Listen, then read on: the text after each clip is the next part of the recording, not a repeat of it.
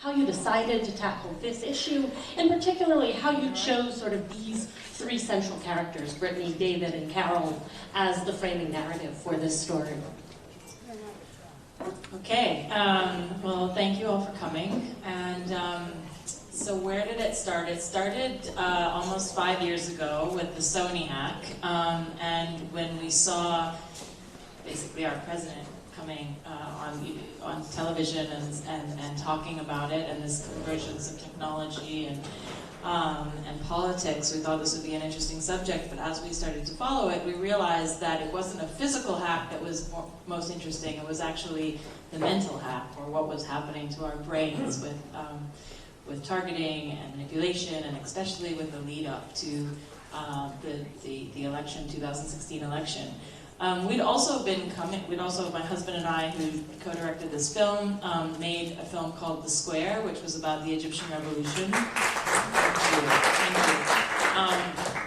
And so we had come from a place where technology and the use of Twitter and Facebook and social media had been a very positive force. I personally was arrested at one point, and a lawyer tweeted my image, and that was the only way that I was found. So it really was, these tools were very valuable in terms of holding power accountable and in terms of gathering people in a way that they'd never been gathered before.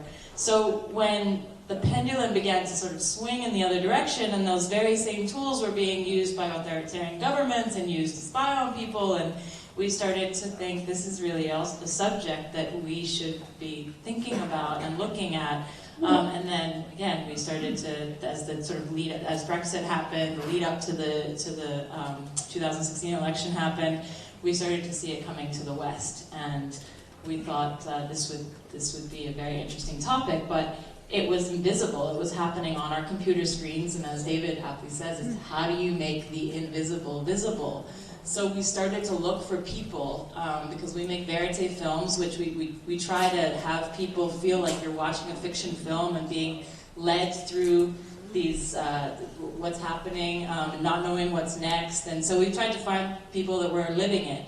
And David was one of them, because he was basically deciding that we were introduced to David through Carol, but David was basically kind of your everyman, basically saying, what has happened with my data, and do I have a right to know, and do I have a right to find out what they have on me?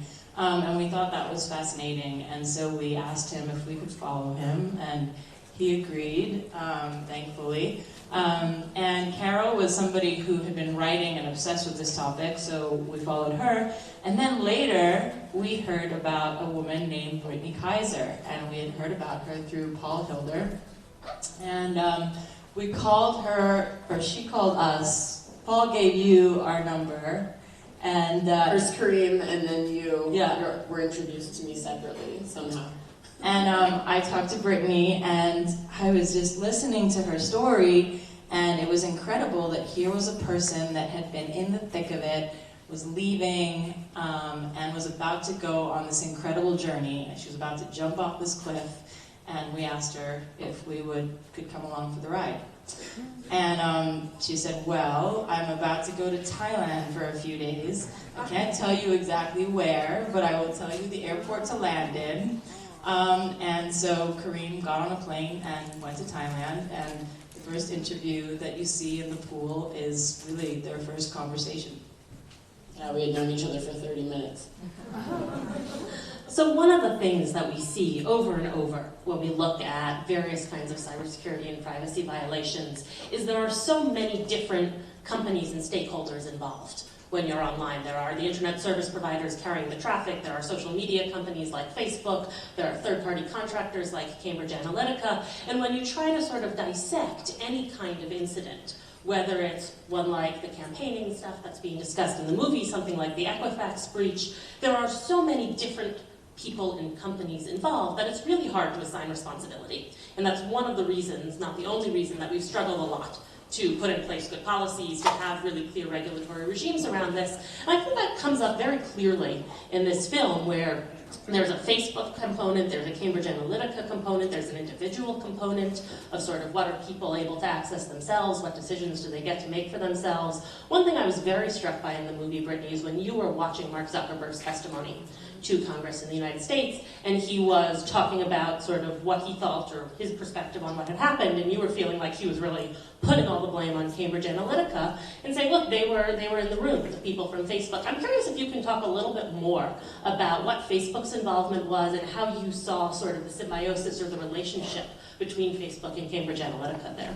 Yeah, of course. Well, actually, before I joined Cambridge Analytica, most of my career had been in human rights law, and it's funny that you mentioned direct criminal responsibility because I specialized in tracing direct criminal responsibility to usually heads of state or individuals that had large amounts of power. Sometimes it was heads of corporate companies that had committed crimes against humanity or war crimes.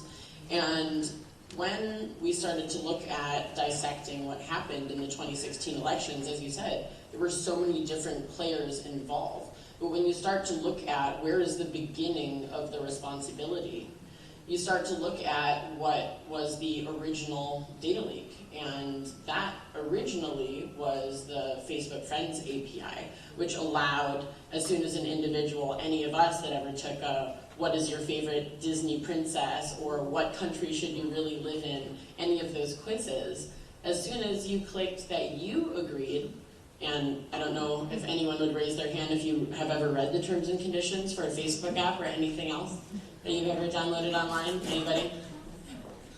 Yeah. I spent almost a decade in law school and I don't read them all the time, so I totally understand that, not placing the blame on anyone. But you download that, you click I agree, and then you gave permission, which is not legal, for the rest of the people in your friends network to have their data also taken. And there were at least 40,000 developers besides Cambridge Analytica and its partners that had access to that data set. So obviously there are plenty of things that Cambridge Analytica did with that data that other companies did not. But that does not stop the responsibility of who had access to that originally personally identifiable information and all of those large data sets that allowed it to leak. And I think that's incredibly important when you start to look at what is the difference between somebody misusing data and the companies that actually collect it in the first place. Both companies have a responsibility and should obviously have a higher ethical responsibility from here forward. But if we look at today, Equifax is now responsible for over $700 million in data breach fines. I acted as an expert witness in the first case that was won against Equifax a couple months ago, specifically for damage to your property. It was property damage that Equifax was first found guilty for by saying that your data is your intangible personal property and it has been damaged by being let out into the public sphere. Personal information such as social security numbers and other really personal information that can make it so easy for your identity to be stolen. And so it's incredibly important to start to try to dissect all of those different players and think about who are the companies that are collecting the data, who's holding it, and then who's purchasing and licensing it for it to be used. Because there are many different steps of, as David rightly pointed out, this multi-trillion-dollar industry around the world, and it is purposefully obfuscated so that you can't see that gray area and where your data is being bought and sold and traded. And luckily we were able to work with such incredible filmmakers that were able to start to visualize what that looks like. No one's ever seen a film that actually shows your data kind of being sucked out of your daily activities. But I want to come back for a sec to what you actually took issue with in Zuckerberg's testimony, which is when they asked him how involved he was with Cambridge Analytica. You said they were in the room, the Facebook people from DC. What was the role of the Facebook representatives in the work that you were doing with Cambridge Analytica? Well, I didn't work on the Trump campaign, so I can't really comment on that. But from what I was told by my colleagues, there were Facebook representatives that were working every single day in what is called Project Alamo, which was the San Antonio office. It was the Trump campaign outside of Trump Tower. It was dual headquartered because Brad Parscale's office and company was in San Antonio. So apparently the Clinton campaign was also offered daily help, like hands-on Facebook representatives that would work with them on a daily basis to help make the most of Facebook tools, and they refused it. But the Trump campaign said yes, and therefore there were Facebook employees that were working every single day, 24/7, on the Trump campaign as part of the team. David, you had interactions with the UK law, clearly, that we see throughout the course of the film, trying to get access to your data. And I want to hear a little bit from you about how that sort of ultimately wound up with Cambridge Analytica taking this guilty plea. I'm also curious if you could talk a little bit about your reactions to the news that's just come out that Facebook is going to settle a consent decree with the Federal Trade Commission here in the United States for between $3 and $5 billion. There have been some people, Carter Swisher in the New York Times, who said you need to add another zero to that fine for it to be meaningful. On the other hand, it's several orders of magnitude larger than any fine we've ever seen the FTC issue around data security or privacy. What do you make of that? Well, the key idea that has barely been reported in the press was that it was illegal, according to UK law, to create political profiles of people. And because it was processed in the UK law applied, and so therefore it is far beyond 87 million people who are the victims here. It is all registered voters. And the company was informed that this was illegal, and they still defied the law. And so the company broke UK law in the US elections. That's the story that never got told and this movie finally tells. With regards to the FTC fine, it is inadequate. And this movie shows that when data crimes occur, then you need to have criminal response. The UK was able to seize servers under criminal warrant, and they told Facebook to stand down. This is a state government matter. And then there were criminal penalties for ignoring the law. In the debate in the FTC was whether or not individuals could be held liable, let alone the size of the fine. But the fines that were actually on the table were, tens of thousands of pounds per voter that never got assessed because the company went out of business. And so ultimately the loophole was bankruptcy. And the lesson here is, if you want to commit mass data abuse, start a company, commit the abuse, get caught, go out of business. I think it's worth coming back to this point you bring up, which is that the European Union and UK underneath that umbrella versus the United States have very different data protection laws. And that's true both at the time when the events that Cambridge Analytica is involved in are happening, and they change even more with the implementation of the General Data Protection Regulation in the European Union last year. And so I want to sort of drill down a little bit into what was actually illegal in what you just saw in the events of this film, and what would now be considered illegal, or what policy proposals the panel perhaps would like to recommend in this moment moving forward, especially in the United States, where there are a lot of legislators interested in the question of whether there should be more data regulation, and if so, what that should look like. So Brittany, I'm going to come to you first. What do you think were actually the illegal moments under either or both UK and US law in what you saw from Facebook and Cambridge Analytica? Well, again, it goes back to consent.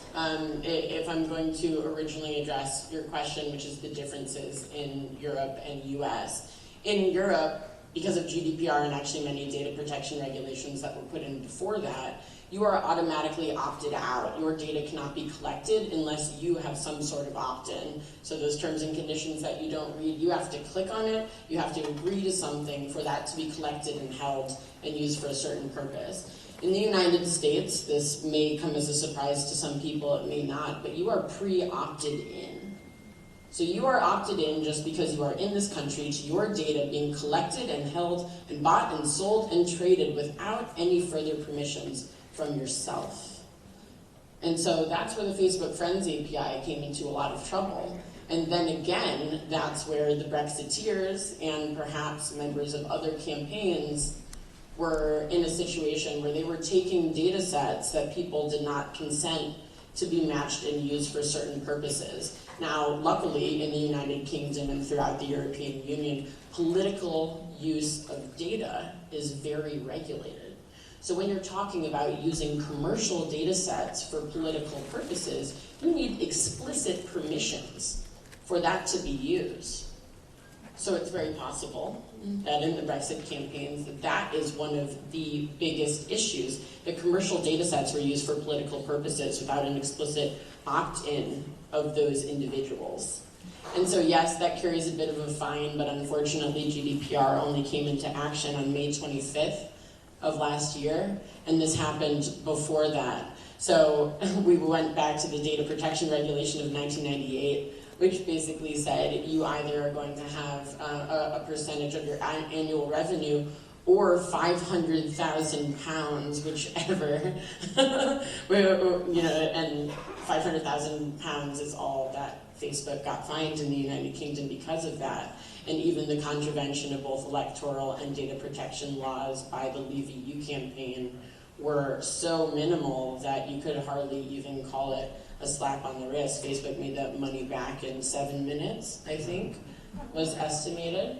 So that's a huge deal. Obviously, it's fantastic for governments to now have a new budget to hopefully invest in technology solutions and policy research on how to fix those problems, which is the only reason why I think the $5 billion fine is great, because the FTC has never had $5 billion to invest in solutions to actually protect consumer data. So that's why I think that's great, fantastic. But then you look back in the US and there's very few protections for our data here, unfortunately. So it's really hard to pinpoint some of the things that were technically illegal, and the things that were technically illegal carry a civil fine. Fortunately, the lovely Senator Elizabeth Warren has now put a bill to Congress that says executives of companies that through negligence allow data breaches like Equifax, like Facebook and other companies, are now going to have the executives criminally liable for these data breaches. Did you know? Did you know that in the Equifax case, it's not? I'm never saying that if you are a company and you get hacked, the executives should just go to jail. That's literally not what I'm saying. I am an entrepreneur. I believe in entrepreneurship and people being able to build successful tech companies. I'm saying if through negligence, aka Equifax allowing over 300 security certificates to expire and over 8,500 security patches and updates that were not implemented, then yes, you should be held criminally liable, and a fine is not enough. So you're in favor of criminal liability for executives. David, if you were writing the US data protection law, what would be in it? Well, the first thing that we learned is that we don't have a right to know in the United States. And the weird irony of the story here is that if the data had not been exported, if it had stayed in the United States like it was supposed to, then I would have had no recourse at all. I could have asked for the data and they could have ignored me completely, because there's no rule in the United States that requires a company to even answer that question. Whereas you need to have a right to know. The right of access is the foundational right that all other data rights must be built upon. And so it's the key issue to be looking out for as the debate evolves here in the United States, in the state houses, and at the federal level. And the California Privacy Act does institute this right of access. And without that, we just can't even begin. And if it doesn't have that as a foundation, whatever they come up with will be toothless, because how can you even know if your data has been abused? How can you even recapture control if there's not essentially a criminal requirement to disclose it and answer people's questions about it? Because that's how you take it back. Data regulation in the United States is, as Brittany and David say, there are no specific federal level data protection laws that span all types of data. There are some sector-specific health data protection, financial data protection laws. So what's been used and what's being used right now around Facebook, around Equifax, as you bring up, is something called the Federal Trade Commission Act, which gives the FTC, the Federal Trade Commission, the ability to investigate what's called unfair or deceptive practices. And a lot of the fights around this, around Facebook, around several of the other companies that have come under scrutiny for privacy and security violations in the United States, has been this question of, is there something unfair or deceptive about not protecting data sufficiently, or about leaking data in some of the ways that we've seen happen. And because of the way these two settlements seem to be going with Facebook and Equifax, neither company is actually admitting to any illegal activity or wrongdoing. Most of the FTC investigations end in what are called consent decrees, where they agree to pay a fine and to change their security and privacy practices without actually moving to a criminal trial, which is very different from what Alexander Nix and Cambridge Analytica are facing at the end of this movie from the UK government. And David, I know you have a fairly vested interest in the question of what the outcome of that investigation is going to be. Is there still a chance you are going to get your data back from that? So, suing them was at great personal financial risk because, outside of this country here in the US, if you sue someone, you're liable for the costs. So I have a very stiff legal bill because in the end I lost, because insolvency court ruled that insolvency court is not the appropriate place to establish the idea of a data creditor, which is what we tried to establish. So that is a painful risk. But separate from this was the complaint that I filed on January 4th, 2017, to the British Information Commissioner, essentially asking why a British company was interfering in my election. And the results of that, ended in the criminal prosecution for failing to abide by the enforcement order. And recently, since the film was wrapped, the Information Commissioner has appeared before Parliament, so before Damian Collins again, and he asked what's going on with Professor Carroll's case, and is he going to get his data? And the Deputy Commissioner said, we have not given up. We are still working through the last of the servers. They have many, many terabytes of data, and if we can't give him back his data, we will provide a narrative of what was on the servers, how they were processed from algorithm to algorithm, and as well as the emails from the company that they found on the servers to help tell the story. So in the fall, there will be a reliable forensic narrative, at least, of what the hell was on those servers. And interestingly, it will not be from our government. It will be from the UK government, which has spent millions of British taxpayer money to figure this out because our country could not. One of the other policy areas that's been really sort of controversial for the past 15, 20 years in the United States, in the UK, in many places that comes up in the film, is this question of export controls. And this goes back to the mid-90s in the United States. If anybody remembers sort of the first round of the encryption wars, with the government fighting over whether encryption keys of a certain length should actually be export controlled, and then finally coming to the realization that these are crazy things to try and keep within borders because they flow through software. They go over the internet. They're very hard to restrict in the way that you, say, restrict the sale of weapons. And you brought up in the testimony in the UK this idea that under the UK export controls, the techniques that Cambridge Analytica was using, I believe you called weapons-grade communications tools. Can you tell us any more about what that means, or what's actually subject to those export controls in the UK, as your understanding? Of course, yeah. So when I first joined the SCL group, which stands for Strategic Communications Laboratories, it's the parent company of Cambridge Analytica, or was.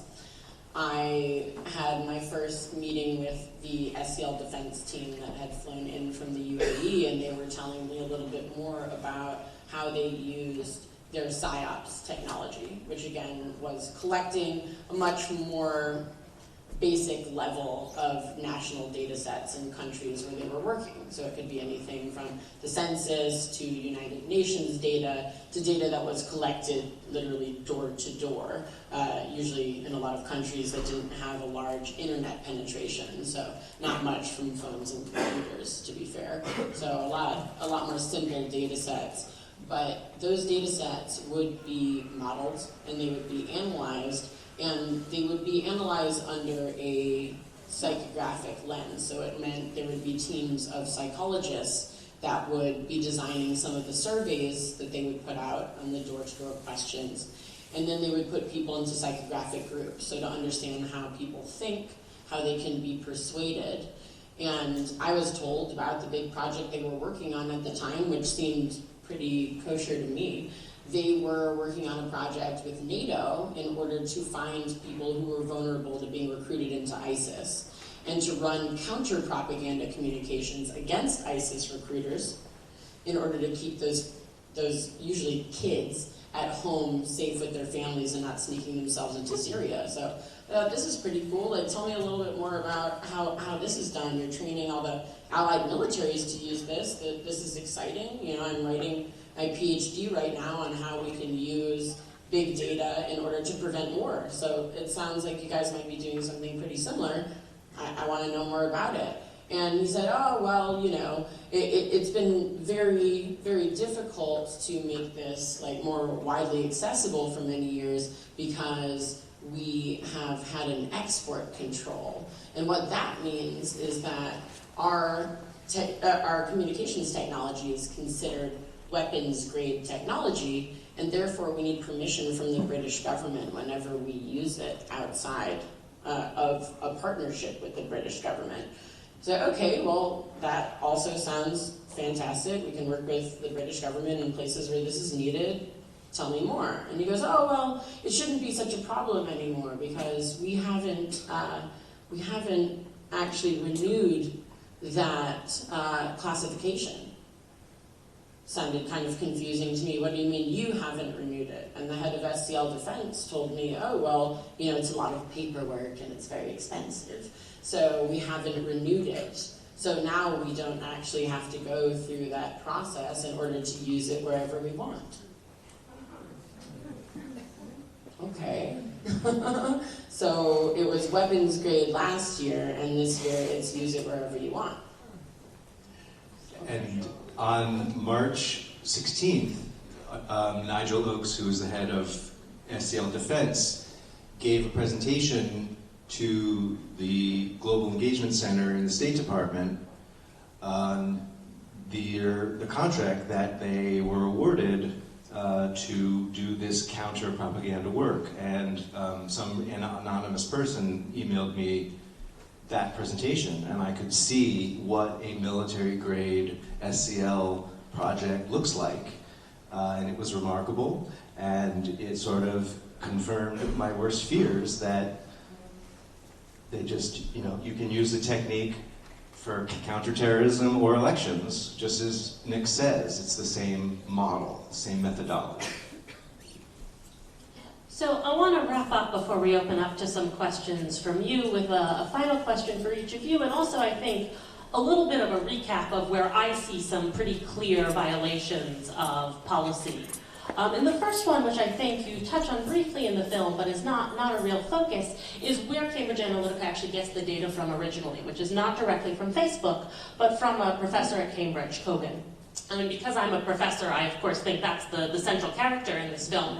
But I do think it's important to note that what Facebook had actually done is they had licensed that data for use by that researcher for what they believed were research purposes. And he then either sold or gave that data to Cambridge Analytica without Facebook's knowledge at the time. So I think sort of the first major leak of data that really violates certainly institutional review boards at research institutions, and possibly also some laws in the European Union about data consent comes there. I'm curious, Jahan, when you were looking at sort of that link in the chain, and you had a whole bunch of other things that the movie was covering, how important did you sort of view the provenance of the data and the question of who had given it to Cambridge Analytica? Well, we interviewed Professor Kogan, and we interviewed so many experts in this field, and this was a very important point, you know, how the data was gathered. And that's why Professor Carroll's search was so incredibly important. I would like to pass on to Brittany how that actually, you can better tell how that actually happened. I have to say, every time I sit with these guys, I learn so much more that, you know, I feel like I need to re-edit the film again. But it'll do for Q&As right now. So what did Kogan say about why he gave the data to Cambridge Analytica? He thought, he said that it was, it wasn't illegal. He didn't have good legal advice because it was illegal, it just didn't have a good British lawyer to tell him, no, you can't make political profiles of Americans if you do it on UK soil, because then it's going to break UK law. And a clear pattern that we saw was that the company was under the legal misunderstanding that it could evade British law by operating out of Britain. But the minute the data was on the soil, the Information Commissioner had jurisdiction. So that's a key lesson, that where our data is processed matters. And so it's part of the reason why people got legitimately upset about the Face app scandal. Like, if our data is going to China, then it's under Russia is under Russia jurisdiction. People don't know that TikTok is a Chinese company. So before 2019, TikTok data was going to China. Like, unfortunately, we not only have to read the privacy policy, but we have to learn international data law to decide on which apps to use and which not. It's too complicated for the average person to even grasp.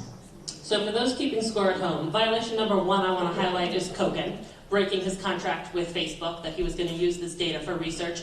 Violation number 2, which I think is arguably a violation both of the UK Data Protection Act of '98 and of the US Federal Trade Commission Act, depending on how they want to interpret unfair and deceptive business practices, is when Cambridge Analytica announces that they've actually deleted that data set. And according to the evidence that you show in the film, they actually haven't. What's your understanding of sort of who made that decision and how widely that was understood within the company?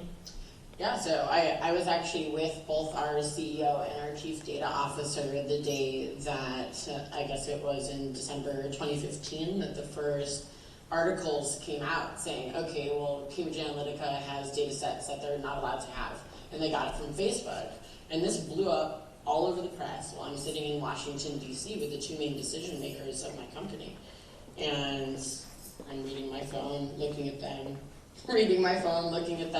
for answers. And what they decided to tell us was, oh, hey, so we've got tons of different Facebook data sets. It seems that one of them came from this professor that we haven't worked with in ages, and he didn't sign a proper contract with Facebook.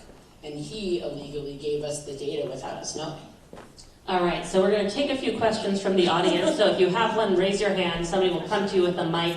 And David, while we choose our first question, I just want you to say something about the fact that the third really clear violation is when Cambridge Analytica refuses to comply with your request under the Data Protection Act. Do you see any correction to that in the GDPR, which doesn't really deal with the solvency issue that you ran up against? Yeah, until we close the bankruptcy loophole, we can have the strongest protections in the world, and you need the idea of the data creditor. So you need to be able to say in bankruptcy, no, my data has value, I'm a creditor, give it back. And that has to be honored and respected, because that was the ultimate loophole in the end. Thank you. All right. Yes? This was awesome. So New America is fairly connected to Google and Eric Schmidt, and I'm curious from Brittany's perspective, with Eric Schmidt very involved with the Clinton campaign, how you at Cambridge Analytica saw the adversary of Clinton plus Google, and how Google might also control flow of information into our brains. Well, it's hard for me to comment on, given that Eric's daughter Sophie was the inspiration for Cambridge Analytica. She was actually Alexander Nix's intern in 2010 or 2011, and this is when Google Analytics was getting up and running, and every day she would show Alexander the back-end dashboards and talk about how exciting it was that Google Analytics was developing all of these different tools, and he asked her as many questions as possible, all day, every day, show me more, and the second she was out the door with the end of her internship, he turned to the few employees that he had at the time and said, I need to make a data analytics company. And he started hiring PhD holding data scientists from Cambridge University immediately to try to recreate what had come from Google. So you think Google's doing the same thing? Well, Google has 35 times more data on us than Facebook does, from estimates that I've heard. That's not surprising, but Google has never sold our data to anybody in the type of way that the developer program on the Friends API did. They've never had that type of loophole. I actually find them to be a big tech company that has much stronger data security protections than almost any other company I've ever looked at. Not to say that there aren't massive problems with the way that Google AdWords and Google Search works, and that's why they have had and been the subject of multiple large-scale abuse of data cases, because it's really easy for algorithms to go wrong and they have not policed that properly.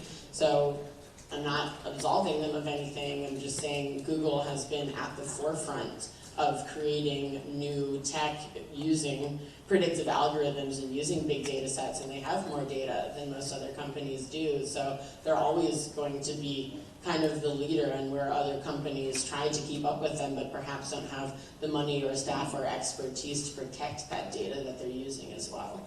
So that's something to consider. First, congratulations on a terrific film with a really important story, well told. Thank you. Now, I have a couple of questions for Brittany, and they all relate to what other data did you have and where did the Mercers fit in? Did Steve Bannon bring you other data sets? Did Eric and Donald Trump Jr. bring you other data sets? So all I know is what I was trained on when I joined the company, which was from Dr. Alex Taylor, who became our chief data officer.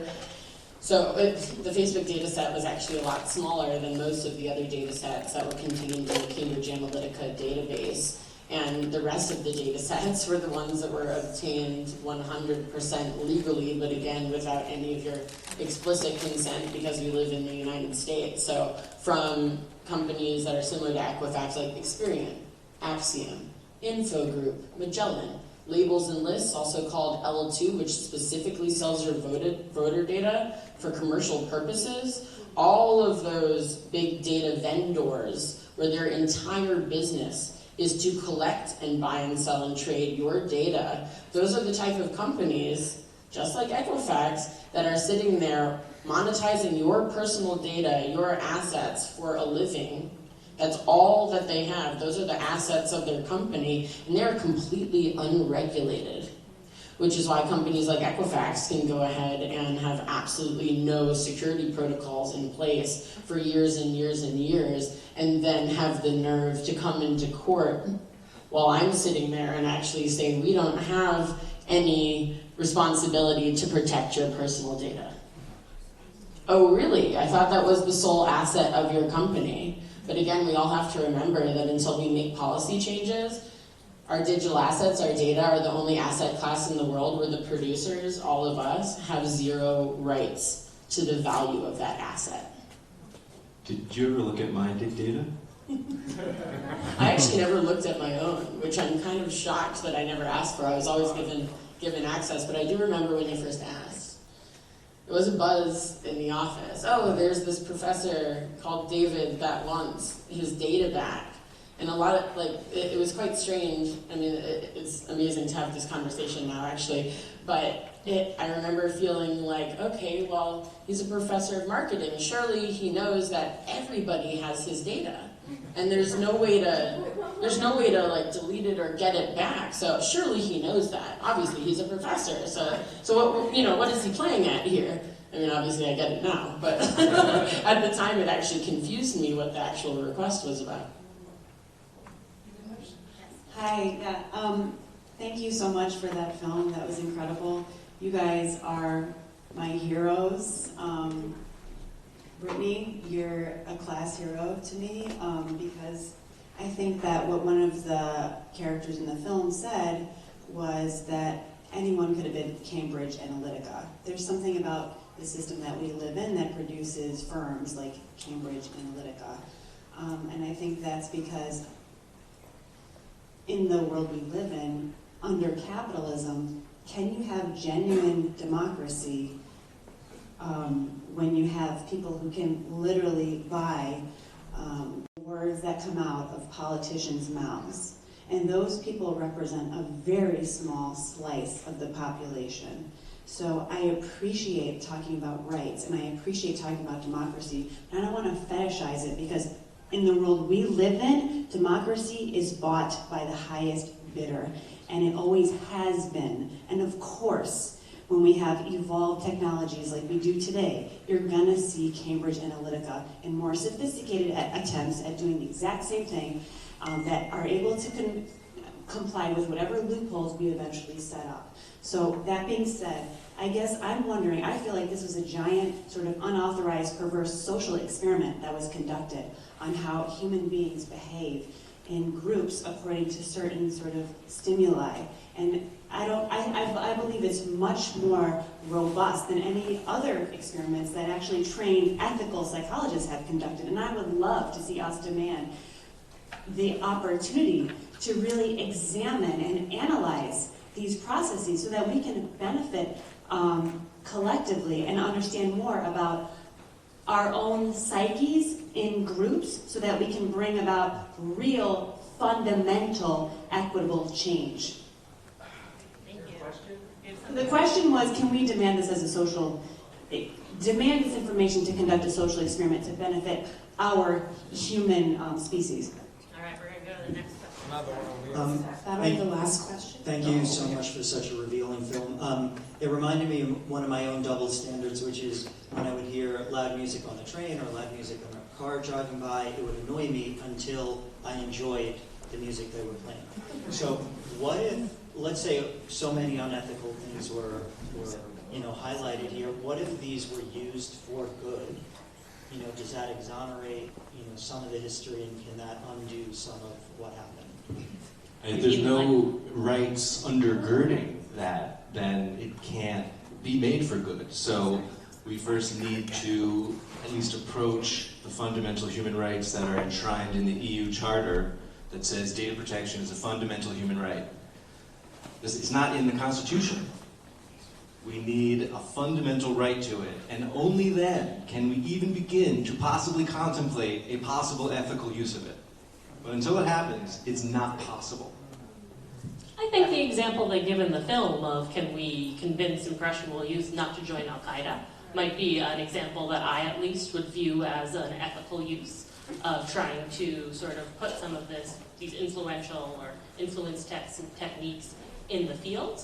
And I think that's one of the reasons, especially in societies like the UK, like the US, where there are very strong protections for free speech, that these are actually really hard issues to regulate, right? It's not easy to make laws that don't infringe on other rights and try to make illegal some of the things you just saw. No, I always hoped that data was going to be used for good. That's the first time I ever was introduced to it. Not to make a partisan point at all, but the first time I ever used data was in 2007 when I joined the Obama campaign new media team. And I made his Facebook page, and we started using very simple data collection methods. I mean, really like Excel files to start saying, okay, this person cares about healthcare, this person cares about education policy, etc., and so forth. And then we could start to reach out to those people, see if we could get their email so that we could actually write them an email, or we'd write them a Facebook direct message and start to engage with people on an individual level. And I saw, wow, all of a sudden there are these people that either just told me that they haven't voted in decades, or this is the first time they've ever registered to vote. And because I have some data on what they cared about and who they are, I'm able to engage them. And they're actually going to vote for the first time. And they're really excited about it. And it's about policies they care about.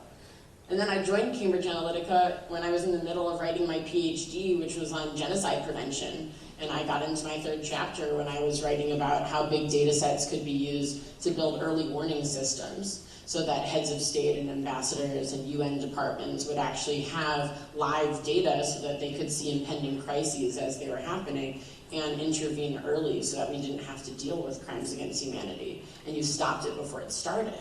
And so I thought, okay, cool, what SCL Defense is doing is going to change the world, and I want to learn how to use this stuff. But then, as David said, if you don't have those protections in policy and in law and in regulation, and you don't have tech companies that have any ethical compass because they're only trying to reward profits to their shareholders, that's when it all goes wrong. And it's hard to protect against that, but we have a lot of hope this year to do so if people take these new policy proposals and laws that are sitting in Congress waiting to be voted on seriously Call your legislators. Tell them you support this stuff, that these laws matter to you. Because if you don't, just wait for 2020. It's all up to Mitch McConnell. Unfortunately, that's all the time we have to end on that. Please join me in thanking our